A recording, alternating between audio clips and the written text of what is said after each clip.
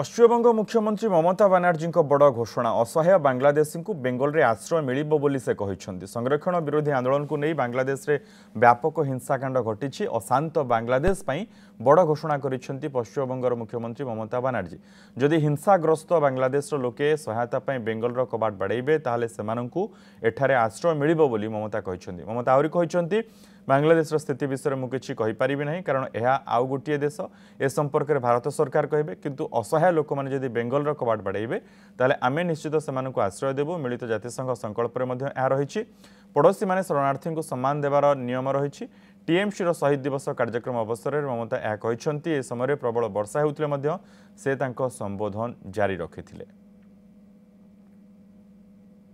रोशनी चाँद से होता है, सितारों से नहीं, मोहब्बत तृणमूल से होता है और किसी से नहीं। खुद ही को कर बुलंद इतना कि हर तकदीर से पहले खुदा बंदे से खुद पूछे बता तेरी राजा क्या है। आमी भय करबो ना, भय करबो ना, दुबेला मरार आगे मरबो ना भाई, मरबो ना। तोड़ी खाना बाईते गेले माझे माझे तूफान मेले, ताई बोले हाल छेड़े दिए কান্নাকাটি করব না। আর সাম্প্রদায়িকতার কাছে দুর্নীতির কাছে মাথা নত করব না। এটা আজকের দিনের শপথ নিন, এটা আমাদের অঙ্গীকার।